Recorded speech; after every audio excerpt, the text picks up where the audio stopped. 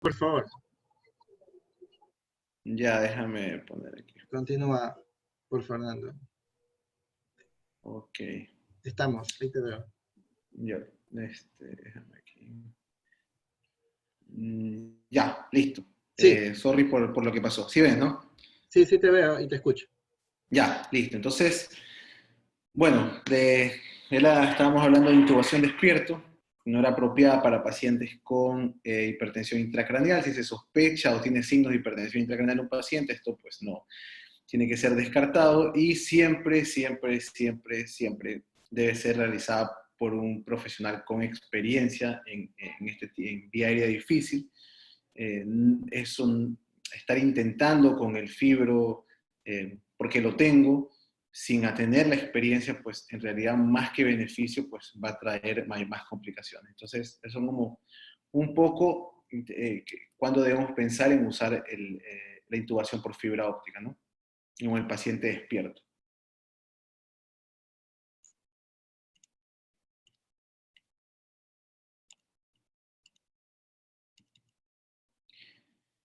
Y bueno, en la cuestión, cuando ya sabemos a quién debemos intubar, hablando de la preoxigenación, pues como siempre estoy repitiendo desde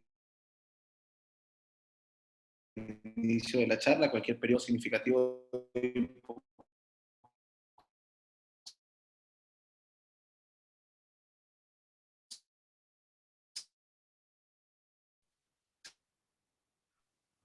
Eh, Fernando, ¿me escuchas? hipoxemia va a resultar en una lesión cerebral. En la cuestión de la preoxigenación, no sé si me escuchas ahí. Ya, ahora sí, te estaba escuchando entrecortado, pero ahora sí. Ya, no, hablaba de la preoxigenación, que se puede utilizar la ventilación no invasiva, obviamente si el paciente pues, es candidato, y también podemos utilizar la cánula nasal de alto flujo a 60-70 litros durante 3 minutos para preoxigenar con la cabecera elevada a 30 grados. Y ya la oxigenación apneica, pues cuando el paciente ya ha dejado de respirar, podemos utilizar la cánula de alto flujo, 60-70 litros, o una cánula nasal a 15 litros después que hemos utilizado los bloqueantes neuromusculares. No existen ensayos aleatorizados que digan que esto es mejor, que haya una evidencia muy fuerte, pero es fácil de realizar, es económica, no tiene efectos adversos graves, entonces se recomienda la cánula de alto flujo durante la intubación de un paciente neurológico crítico. Ya cuando vamos a hablar de algunas situaciones específicas de la intubación en patologías intracraneales y de lesión de médula espinal, la secuencia de intubación rápida pues va a limitar la elevación de la presión intracraneal por la propia respuesta fisiológica que puede tener a la laringoscopía. Es el método preferido de intubación en pacientes con PIC elevada y creo que en casi todos los pacientes que se intuban de emergencia. La presencia del coma, y eso es importante, no justifica que el procedimiento se realice sin agentes farmacológicos o que solo se ponga un bloqueante neuromuscular sin sin la inducción previa correspondiente, ¿no? Un paciente puede tener perdidas sus funciones en ese momento, sus funciones superiores, corticales, pero todavía puede tener un reflejo nauseoso, puede tener un reflejo de elusión, puede tener un reflejo de tos. Entonces puede activar el sistema simpático, ponerse hipertenso y eso agravar la lesión neurológica. Entonces el hecho de que un paciente llegue en coma no quiere decir que yo no tenga que utilizar la secuencia como es. Durante la intubación se dice que debemos mantener una presión intracraneal menor a 23, una tensión arterial sistólica entre 100 y 110 y una presión de perfusión cerebral mayor de 60. Como yo la mayoría de las veces no puedo medir la presión intracraneal en emergencia, debo sospecharla frente a un paciente que llega con un edema cerebral maligno, con una hemorragia grande, con un trauma craneoencefálico severo. Entonces yo debo sospecharla, asumir que ese paciente puede venir con hipertensión intracraneal o que tiene hipertensión intracraneal, y afortunadamente cada vez se ha popularizado más el uso de la ecografía en áreas críticas, incluyendo el Doppler transcraneal, donde yo puedo rápidamente, si tengo una buena ventana, puedo valorar a través de la morfología de la onda o del sonograma y del índice de pulsatilidad si el paciente tiene o no hipertensión intracraneal, como muestra pues el sonograma que pongo, que en realidad tiene una hipertensión intracraneal severa, con un pico sistólico y reflujo diastólico. Eso habla de hipertensión intracraneal bastante marcada, ¿no? Entonces, quizás ya no solo tenga que sospecharla, sino que la puedo inferir, la puedo obtener y puedo incluso a través del IP, ocupando un par de fórmulas o una sola fórmula, estimar una presión intracraneal. También existe eso, entonces puedo partir de esa línea de base. Hay algunas situaciones especiales, yo no voy a hablar de todas las patologías neurocríticas, solo voy a nombrar algunas cuantas y qué es lo que uno tiene que quizás tener en cuenta en una o en otra, para no hacer larga y tediosa la charla, ¿no? Entonces, algunas situaciones específicas, el infarto cerebral. Todos sabemos que el infarto cerebral tiene una zona del core, que es la zona del infarto como tal, y que ya quizás no sea rescatable, y tenemos el área de penumbra isquémica, que es la zona rescatable y que va a depender de la colateralidad que tenga pues la vasculatura cerebral. Entonces, eso es lo que tenemos que cuidar siempre que tengamos un paciente con infarto cerebral, y debemos, sigo insistiendo en lo mismo, evitar la hipotensión, evitar la hipoxemia, evitar la hiper o hipocapnia, porque pues la hipercapnia va a provocar vasodilatación y aumento de la presión intracraneal, y la hipocapnia puede provocar una vasoconstricción importante que aumente la penumbra isquémica y pues terminemos haciendo el área de core más grande solo por tratar de ayudar al paciente. Existe siempre una controversia entre si el paciente que tiene un infarto y tiene que ir a un procedimiento endovascular, una trombectomía mecánica, debe ir intubado o se lo debe intubar. Y en realidad, ahora en el 2015, bueno, ahora no, en el 2015, hay varios estudios, pero esto es un metaanálisis donde habla que los pacientes que tienen anestesia general en realidad no les va mejor, se mueren más y tienen más complicaciones respiratorias. Entonces, una indicación de intubación no debe ser que el paciente va a un procedimiento endovascular. Si el paciente está despierto, defiende su vía aérea, no necesita anestesia general y ser intubado para el procedimiento o previo al procedimiento de emergencia. En el caso de malformaciones vasculares que no estén aseguradas o que tenga una hemorragia intraparenquimatosa o un hematoma, pues la laringoscopía puede resultar en hipertensión severa, consecuencia de la respuesta simpática refleja. Todos sabemos que la hipertensión arterial severa en las primeras horas de una hemorragia intraparenquimatosa aumenta el riesgo de expansión del hematoma, y que un aneurisma que no está asegurado, pues obviamente el resangrado es la principal causa de mortalidad en las primeras 24 horas, o es la primera complicación en las primeras 24 horas. Se dice que podemos usar fentanilo para tratar de mitigar la respuesta simpática y evitar la ketamina. Después igual vamos a tocar un poco sobre la ketamina por la estimulación simpática, y eso es como una especie de recomendación. En los pacientes con debilidad neuromuscular, como la que tenía Stephen Hopkins, que por cierto el 14 de marzo se celebró se recordó su fallecimiento, como la esclerosis lateral amiotrófica, pacientes que tengan debilidad neuromuscular, pues si el paciente tiene una función vulvar preservada, si el paciente puede deglutir, puede manejar sus secreciones y tiene reservas ventilatorias funcionales razonables, se puede intentar con la ventilación no invasiva y la limpieza de las vías respiratorias, ¿no? Mediante la terapia respiratoria. Entonces se puede dar un chance a esta terapia, ¿no? Siempre y cuando cumpla con algunos criterios. Si el paciente tiene disfunción vulvar, tiene debilidad del cuello, si ves que empeora rápido o en su defecto yo predigo por el tipo de patología que tiene que no va a mejorar rápidamente, si a lo mejor está debutando con un síndrome de Guillain-Barré y tiene una variedad AMAN o AMSAN que en realidad no van a resolver rápido, sino que van a tomarse su tiempo, entonces pues no está indicada la BNI, o si el paciente obviamente no mejora con la BNI en un periodo corto de tiempo, pues lo mejor es intubar a ese paciente. La succinilcolina es segura en la miastenia grave, sobre todo porque la miastenia tiene muchas contraindicaciones con medicamentos. Hay muchos medicamentos que exacerban las crisis miasténicas, pero si obviamente yo ya voy a intubar a un paciente, tengo que usar un relajante muscular, se dice que la succinilcolina es seguro, sino que se necesita 2.5 veces la dosis normal o Ahí en regular la que se puerta del utiliza. closet. Y en el síndrome de Guillain-Barré sí hay que tener cuidado con la succinilcolina por la hiperpotasemia. En esto se prefiere los relajantes no despolarizantes, y el rocuronio es seguro utilizarlo, solo que hay que tener en consideración pues, que tiene una acción más prolongada. O sea, el paciente va a estar sin su respiración espontánea o va a estar completamente relajado mucho más tiempo.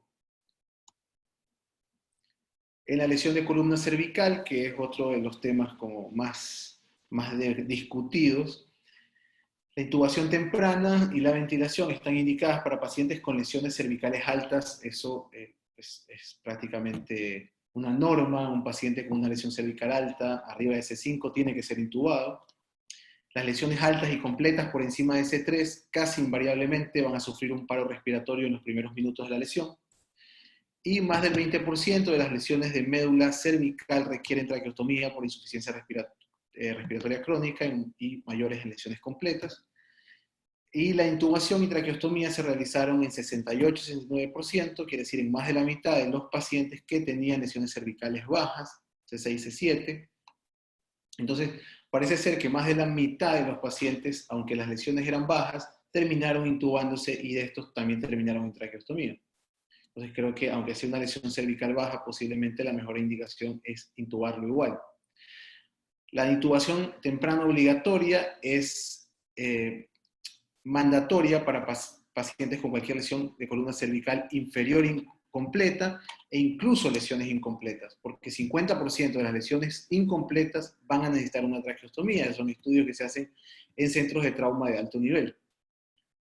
Y la intubación con fibra óptica en el paciente despierto, que es lo que conversábamos anteriormente, puede considerarse como una mejor opción en lesiones importantes de la columna cervical, en pacientes que están despiertos, respiran espontáneamente y tienen una oxigenación estable con oxígeno suplementario. Entonces, lo que comentábamos ayer, si yo veo o yo tengo la oportunidad de hacerlo y tengo el personal entrenado y tengo el equipo, podría ser una buena opción la intubación despierto con fibra óptica.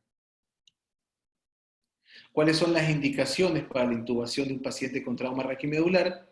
Pues hay indicaciones absolutas y relativas, ¿no? La indicación absoluta es toda lesión completa por encima de C5, y posiblemente haya que intubar lesiones bajas, también C6, C7.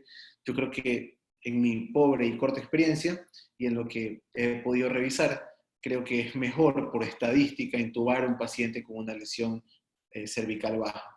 Si el paciente obviamente muestra signos de dificultad respiratoria, si mantiene hipoxémico a pesar de la administración de oxígeno, si tiene una acidosis respiratoria grave, que eso ya va a ser un signo pues tardío, ya en realidad ese paciente tuvo que haber intubado ya. Y las indicaciones relativas, cuando los pacientes se quejan de falta de aire, hay que poner mucha atención. A veces quizás uno pensaría que puede ser el dolor, la ansiedad, y eso hay que saber diferenciar. Quizás el paciente sí está con una disnea importante. El desarrollo de la respiración del cuadraplégico, que es esta respiración abdominal, que obviamente si podemos hacer mediciones, una capacidad vital menor de 10 miligramos por kilogramo, o el descenso de la capacidad vital. Y lo que conversábamos anteriormente, la necesidad de transportar al paciente lejos de la sala de urgencia. Si yo lo voy a tener metido, no sé, 40 minutos en un resonador, o lo voy a trasladar a otro centro, porque en mi centro no hacen descompresión de la médula, no operan columna. Quizás lo mejor es intubar a ese paciente y mandarlo con su vía aérea asegurada, ¿no?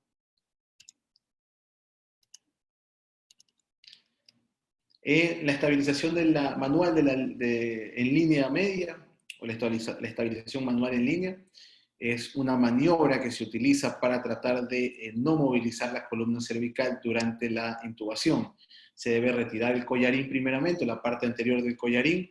Se necesitan dos operadores, ¿no? Uno va a mantener fija la posición neutra, fijando sus manos entre la apófisis mastoide y el occipucio. Y cuando el segundo operador, que es el que hace la fuerza, o el que aplica la fuerza con el laringoscopio, el primer operador debe mantener o debe oponerse a esa fuerza, obviamente de manera delicada, para que no se desplace, ¿no?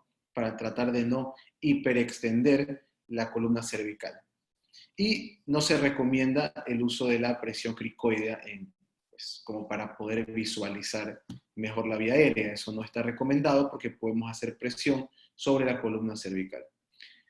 En realidad es una maniobra relativamente sencilla de hacer. ¿Cuál es el problema? No tanto en la maniobra, sino que se dice que la epiglotis realizando esta maniobra solo es visible en un 22% de los pacientes en la laringoscopia directa, ¿no? Entonces vuelve un poco difícil la intubación, o podría volverlo un poco difícil.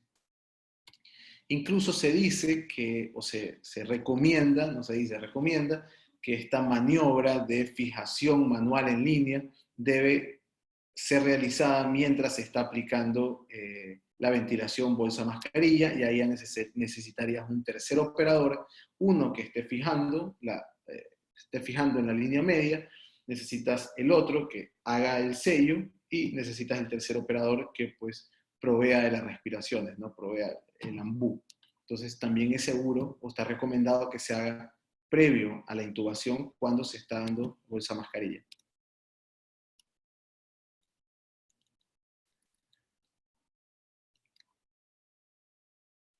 Entonces, la intubación de secuencia rápida, pues existen muchos medicamentos. Yo estoy casi seguro que los han venido hablando en todas las charlas.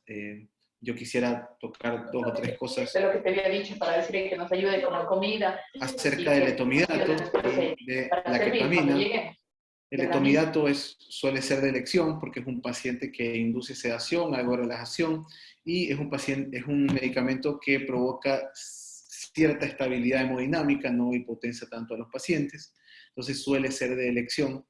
Y la ketamina también es buen analgésico, sedante, pero es un amnésico, y el problema de la ketamina quizás es que se ha venido históricamente diciendo que no se debe utilizar en pacientes neurocríticos porque elevan la presión intracraneal. Yo no sé si alguna vez alguien vio este programa, es un poco viejo, yo no soy tan viejo, pero lo veía cuando era más chico y se llamaba Cazadores de Mitos. Ellos escuchaban cosas que eran mitos, y iban a la evidencia y trataban de confirmarlos o desmentirlos. Entonces ellos tienen este capítulo de la ketamina en pacientes neurocríticos.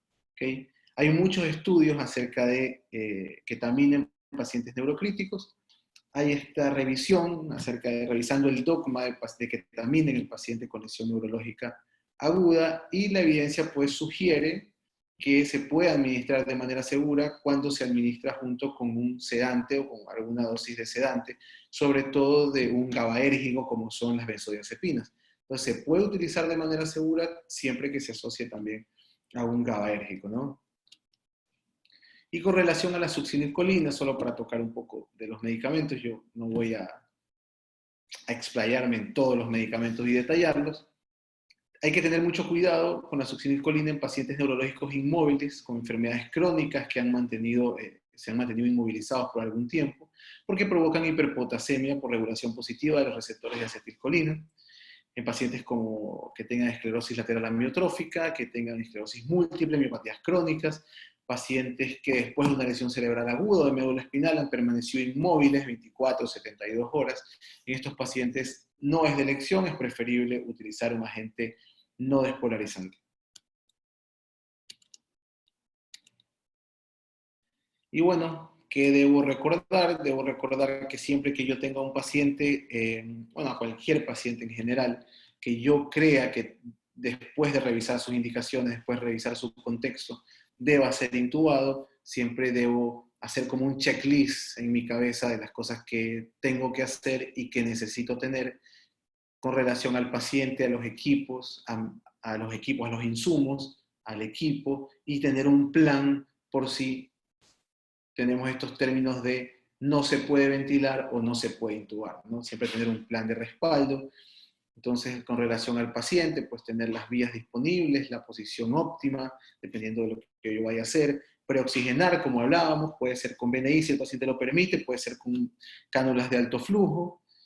Ya la respiración apneica, lo que hablábamos, no hay una recomendación fuerte acerca del uso de cánulas de alto flujo en la respiración apneica, pero definitivamente, como comentábamos anteriormente, es algo que se puede usar, no cuesta mucho, sencillo, entonces creo que deberíamos utilizarlo, incluso cuando vamos a hacer la laringoscopía directa, y obviamente optimizar el estado del paciente con la inducción. Si vemos que el paciente por eco, porque tengo algún signo clínico de hipertensión intracraneal, pues puede usar, y no está contraindicado, puede usar en ese momento soluciones salinas hipertónicas o manitol, dependiendo cuál yo tenga disponibilidad y el contexto del paciente. Mantener con vasopresores si es que necesito, mantener una tensión arterial estable y no lo he logrado a través de la fluidoterapia, y obviamente pues evitar fallos de signos de bajo gasto, ¿no? Y pues dentro de los equipos, la monitorización, el equipo para intubar que yo tengo, no, es muy difícil en ese momento que pues revisar, ¿no? Voy a intubar y el laringoscopio no tiene luz, o no tengo lo que yo necesito, y siempre tener a mano la medicación, los equipos, el personal humano que yo necesito, ¿no? Si es un paciente con una lesión de médula espinal cervical, lo más probable es que yo necesite más personas para tratar de realizar la maniobra y poder hacer una intubación más segura, ¿no? Y siempre tener un plan de respaldo en caso de que no pueda ventilar a un paciente o no pueda intubarlo. Y bueno, yo la verdad no he querido alargarme mucho, sé que han tenido muchas charlas acerca de vía aérea, creo que el paciente neurocrítico no es diferente, sino que tiene, como todos los pacientes, ciertas cosas especiales que hay que tener a consideración cuando decido intubarlo, cuando decido manipular su vía aérea. Entonces traté de hacerlo quizás un poquito más didáctico. Si tienen alguna pregunta, alguna duda, pues la podemos conversar, si es que hay tiempo. Si no, podemos conversarlo después en el chat. Yo les agradezco la atención, pido disculpas por los inconvenientes que tuve con el internet, tuve que andar moviendo, y eso.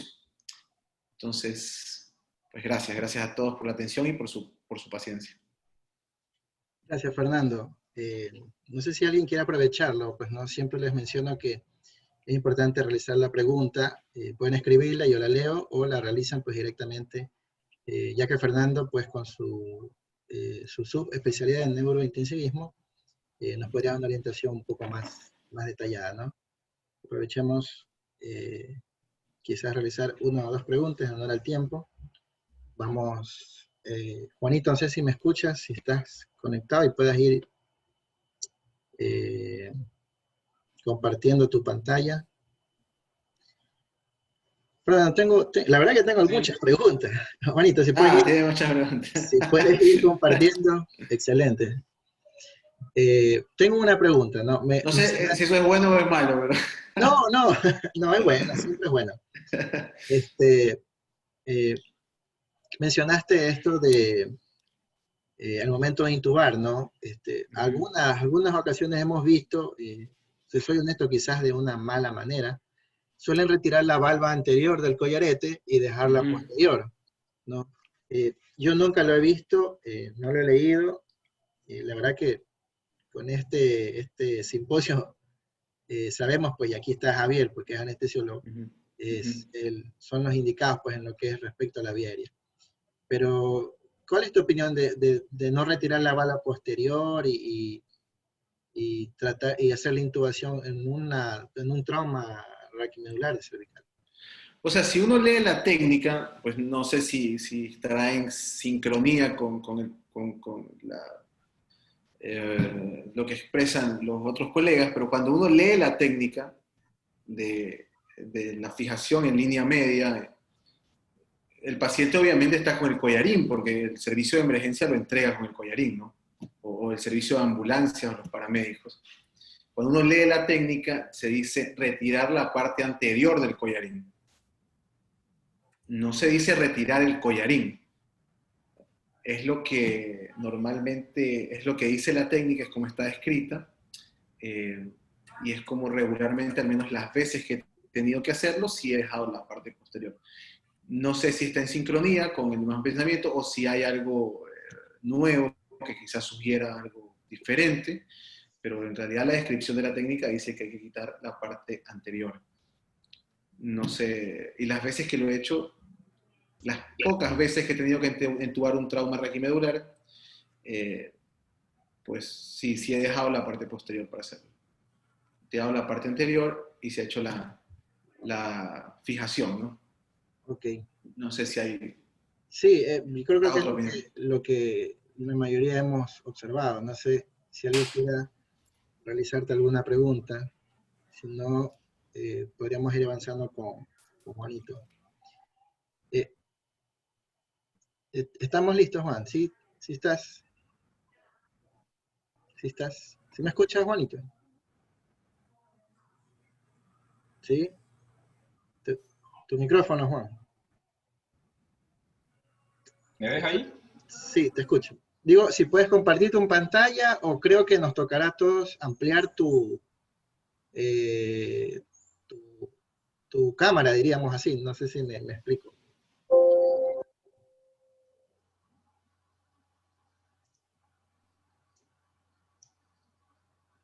Cuando pones Ahí estoy compartir, compartiendo la pantalla. ¿estás compartiendo? ¿Será que yo no? ¿Sí?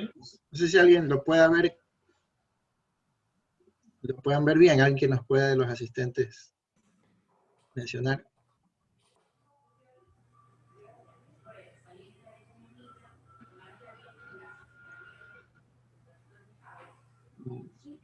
Bueno, ¿Se ve ahí o no? Julio. espérame un ratito. Mira, tengo una pregunta, Fernando. Mira, bonito, la verdad es que veo a todos los asistentes y nosotros. No alcanzo a ver tu pantalla sola. Déjame ver.